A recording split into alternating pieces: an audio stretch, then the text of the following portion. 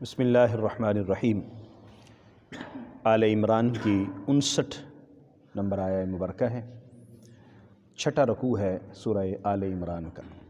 اعوذ باللہ من الشیطان الرجیم، بسم اللہ الرحمن الرحیم۔ ان مثل عیسیٰ عند اللہ کمثل آدم خلقہ من تراب ثم قال له کن فیکون۔ اللہ تبارک و تعالیٰ نے ہمیں جو دین اسلام عطا فرمایا ہے، یہ اعتدال والا دین ہے، معتدل ہے۔ اس میں نہ تو حد سے تجاوز ہے، نہ افراط ہے، نہ تفریط ہے۔ وہ تمام نظریات، وہ تمام خیالات جو لوگوں نے حضرت عیسیٰ علیہ السلام سے متعلق پیدا کر رکھے تھے، اسلام نے اس کو دور کیا۔ اسلام عقیدہ و فکر میں بھی اعتدال پر کاربند ہے، اعمال میں بھی۔ حضرت عیسیٰ علیہ السلام سے متعلق بہت ساری غلط فہمیاں یہود نے پیدا کر رکھی تھیں۔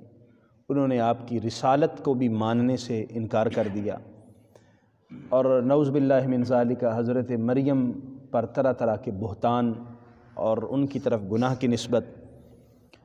اور جب کہ عیسائیوں نے حضرت عیسیٰ علیہ السلام کو اللہ کا بیٹا بنا دیا، بعض نے خدا کہنا شروع کر دیا، ان اللہ ثالث ثلاثہ کا تثلیث کا عقیدہ انہوں نے قائم کر لیا، تو اسلام نے آ کر درمیانہ رستہ دکھایا۔ نہ تو یہ ہے کہ حضرت عیسیٰ علیہ السلام کے متعلق کہ ان کو نبی اور رسول ماننے سے انکار کر دیا جائے، یہ بھی غلط ہے، اور یہ بھی غلط ہے کہ ان کو نعوذ باللہ من ذالک اللہ کے ساتھ ملا دیا جائے اور اللہ کا بیٹا بنا لیا جائے، یا اس طرح کے غلط نظریات قائم کر لیے جائے۔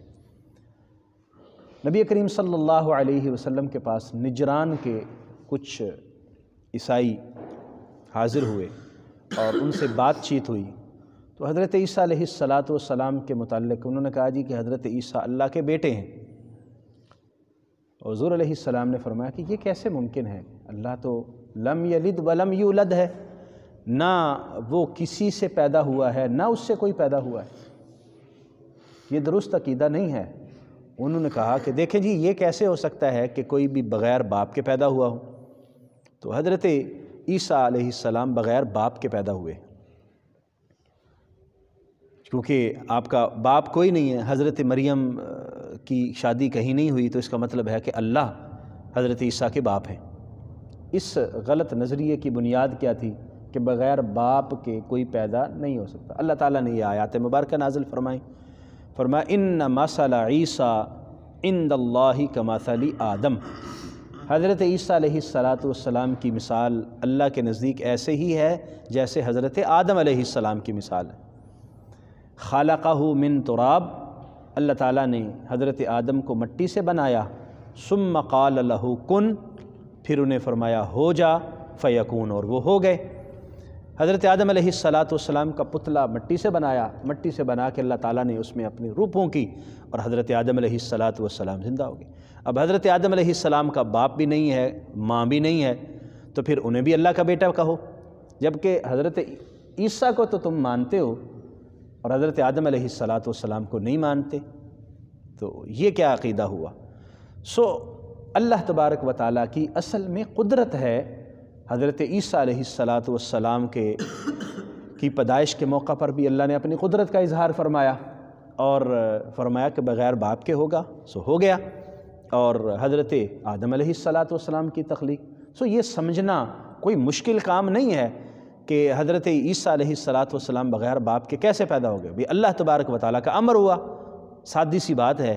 جب حضرت آدم علیہ السلام بغیر ماں باپ کے پیدا ہو سکتے ہیں، تو حضرت عیسیٰ علیہ السلام کے وقت تو پھر بھی آپ کی والدہ موجود ہیں، اس لیے اس نظریے کو دور کیا گیا اور ان کا رد کیا گیا۔ الحق من ربک، یہ آپ کے رب کی طرف سے حق ہے۔ فلا تکونن من الممترین، پس اے سننے والے، اے مخاطب، تو شک کرنے والوں میں سے نہ ہو۔ اس کے بارے میں تمہیں شک نہیں کرنا چاہیے کہ پتہ نہیں حضرت عیسیٰ علیہ السلام بغیر باپ کے کیسے پیدا ہو گئے۔ جب اللہ فرما رہا ہے تو اللہ جو فرماتا ہے وہی ہوتا ہے اور اسی نے ہی درست فرمایا۔ تو یہ اسلام نے آ کر ان کے اندر جو غلط فہمی تھی اس کو دور کرنے کی کوشش فرمائی، لیکن ظاہر بات ہے کہ وہ ماننے کے لیے تیار نہیں ہوئے۔ جب دلائل کی روشنی میں کوئی شخص قبول نہ کرے اور دلائل کی روشنی میں نہ مانے تو پھر ایک اور اگلا مرحلہ ہوتا ہے، ایک ہوتا ہے مباحثہ، مناظرہ، ایک ہوتا ہے مباہلہ۔ مباحثہ یہ ہے کہ آپ ایک دوسرے کو دلائل بتائیں، ایک دوسرے کو دلائل دیں اور دلائل کی روشنی میں قائل کرنے کی کوشش کریں۔ مناظرے میں یہ کیا جاتا ہے، مباحثے میں یہ کیا جاتا ہے۔ جب کوئی نہ مانے تو پھر مباہلہ ہوتا ہے۔ مباہلہ کیا ہوتا ہے؟ اللہ کی بارگاہ میں دونوں فریق یہ دعا مانگیں، التجا کریں کہ ہم میں سے جو جھوٹا ہے اللہ اس پر اپنی لعنت کرے، اللہ کی بارگاہ میں دعا مانگیں، یہ مباہلہ ہے۔ جب دلائل سے بات اوپر چلی جاتی ہے تو پھر بندہ اس مرحلے پہ آتا ہے، ٹھیک ہے تم نہیں مانتے تو اللہ کی بارگاہ میں دعا کرتے ہیں ہم میں سے جو جھوٹا ہے اللہ اس پر لعنت کرے۔ نبی کریم صلی اللہ علیہ وسلم پر یہ آیہ مبارکہ نازل ہوئی، فرمایا فمن حاجک فیہ من بعد ما جاءک من العلم، پس آپ سے جو جھگڑا کرے حضرت عیسیٰ علیہ السلام کے بارے میں اس کے بعد کہ آپ کے پاس صحیح علم آ گیا، صحیح علم آ جانے کے بعد بھی اگر کوئی حضرت عیسیٰ کے معاملے میں آپ سے کوئی جھگڑا کرتا ہے فقل، تو اسے فرمائیں تعالوا، آؤ، ندعو ابناءنا و ابناءکم، ہم اپنے بیٹوں کو بلاتے ہیں تم بھی اپنے بیٹوں کو بلا لو، ونساءنا و نساءکم، ہم اپنی خواتین کو بلاتے ہیں تم بھی اپنی خواتین کو بلا لو، وانفسنا و انفسکم، اور ہم خود بھی آ جاتے ہیں تم بھی خود آ جاؤ، ثم نبتہل، پھر ہم مباہلہ کرتے ہیں، پھر اللہ کی بارگاہ میں دعا کرتے ہیں، فنجعل لعنت اللہ علی الکاذبین، کہ اللہ تبارک و تعالیٰ کی بارگاہ میں گزارش کرتے ہیں کہ اللہ اپنی لعنت فرمائے ان لوگوں پر جو جھوٹ بول رہے ہیں، جو جھوٹے لوگ ہیں ان پر اللہ لعنت فرمائے۔ نبی کریم صلی اللہ علیہ وسلم پر جب یہ آیہ مقدسہ نازل ہوئی، حضور علیہ الصلاۃ والسلام نے، وہ نجران کے جو عیسائی آئے تھے ان کا وفد موجود تھا، حضور علیہ الصلاۃ والسلام آ گئے تو روایات میں آتا ہے کہ آقا کریم صلی اللہ علیہ وسلم نے حضرت امام حسین چھوٹے سے تھے ان کو گود میں اٹھایا ہوا تھا، حضرت امام حسن کی انگلی پکڑی ہوئی تھی، اور حضرت سیدہ فاطمہ زہرا رضی اللہ تعالی عنہا و سلام اللہ علیہا پیچھے تھیں، حضرت مولا علی شیر مرتضیٰ رضی اللہ تعالیٰ عنہ وہ پیچھے تھے۔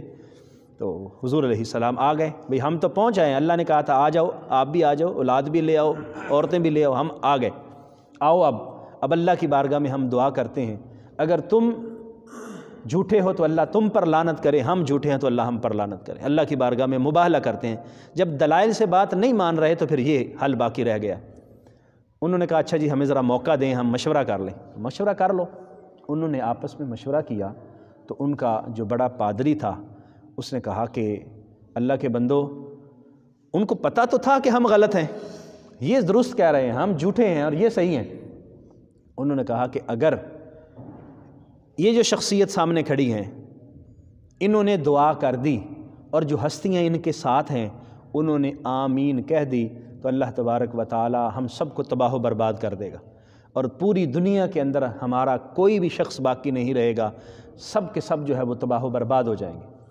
اور روایات میں ایسے آتا بھی ہے کہ اگر وہ یہ کر دیتے تو اللہ کریم ان سب کو بندر اور خنازیر بنا دیتا اور سارے کے سارے تباہ و برباد ہو جاتے، لیکن انہوں نے کہا کہ ہم وہی مباہلہ نہیں کریں گے، بھاگ گئے، انہوں نے مباہلہ نہیں کیا، اور نبی کریم صلی اللہ علیہ وسلم پھر واپس تشریف لے آئے۔ تو یہاں اس بات کا ذکر ہے کہ دلائل کی روشنی میں بات کو تسلیم کر لیا جائے تو بہتر ہے، نہیں ہے تو پھر یہ حل تو موجود ہے۔ ان ھذا لہو القصص الحق، یہ جو بات ہم کر رہے ہیں، یہ جو قصہ واقعہ آپ کے سامنے بیان کر رہے ہیں، یہ جو چیزیں بیان کر رہے ہیں، یہ بالکل حق ہیں۔ وما من الہ الا اللہ، اور اللہ کے سوا کوئی اور خدا نہیں ہے، اللہ کے علاوہ کوئی اور الہ نہیں ہے۔ وان اللہ لہو العزیز الحکیم، بے شک اللہ ہی غالب ہے اور حکمتوں کا مالک وہی ہے، ساری حکمتیں اسی کے پاس ہیں۔ فَإِن تَوَلَّوْا، اگر وہ منہ پھیر لیں، فإن اللہ علیم بالمفسدین، تو بے شک اللہ تبارک و تعالیٰ سب کچھ جاننے والا ہے، علیم جاننے والا ہے، بالمفسدین فساد پیدا کرنے والوں کو۔ یعنی یہ ساری چیزیں بھی آ گئیں، دلائل بھی بتا دیے، مباہلے پر بھی بات آ گئی، اب پھر بھی نہ مانے تو پھر اس کا مطلب ہے کہ یہ فساد پیدا کرنے والے ہیں، زمین کے اندر امن کو تباہ کرنے والے ہیں، باوجود اس کے کہ یہ سمجھتے ہیں کہ یہ غلط ہیں، لیکن پھر بھی لوگوں کو اسی غلط عقیدے کی طرف اور غلط نظریے کی طرف لے کے جا رہے ہیں۔ تو اللہ تعالیٰ تو جانتا ہے، پھر اللہ تبارک و تعالیٰ خود ہی حساب فرمائے گا۔ ان آیات مقدسہ سے ہمیں یہ علم ہوا کہ اللہ تبارک و تعالیٰ نے جس طرح حضرت آدم علیہ السلام کو بغیر ماں باپ کے بنایا، تخلیق فرمائی، اسی طرح حضرت عیسیٰ علیہ السلام کی تخلیق بغیر باپ کے ہوئی ہے، اور اس کے حوالے سے مکمل دلائل پوری طرح روز روشن کی طرح عیاں ہیں۔ اور نبی کریم صلی اللہ علیہ وآلہ وسلم آپ کو اللہ کی طرف سے مباہلے کا حکم ہوا، آپ اس کے لیے تیار ہوئے، لیکن دوسرے لوگ تیار نہیں ہوئے۔ یہ 9 ہجری کا واقعہ ہے۔ نبی کریم صلی اللہ علیہ وسلم کی باقی جو صاحبزادیاں تھیں، تینوں صاحبزادیاں وہ وصال فرما چکی تھیں، انتقال ہو چکا تھا، سو حضور صلی اللہ علیہ وسلم حضرت سیدہ فاطمہ کو ساتھ لے کر آپ اس مباہلے میں آئے۔ فرمایا کہ اللہ تبارک و تعالیٰ کی لعنتیں ان کے حصے میں آتی ہیں جو جھوٹے ہوتے ہیں، جو کذب سے کام لیتے ہیں، غلط بیانی سے کام لیتے ہیں۔ اللہ تبارک و تعالیٰ نے بات کو کھول کے رکھ دیا ہے، اس کے علاوہ کوئی اور خدا نہیں ہے، اللہ کے علاوہ کسی کو خدا سمجھنا یہ کائنات کا سب سے بڑا ظلم ہے، اور یہی چیز اس کائنات میں فساد پیدا کرنے کا باعث بنتی ہے، اور اللہ ان مفسدین کو خوب جانتا ہے جو یہ فساد پھیلاتے ہیں۔ اللہ کریم سمجھنے کی، عمل کی توفیق عطا فرمائے، آمین۔ وآخر دعوایا ان الحمد للہ رب العالمین۔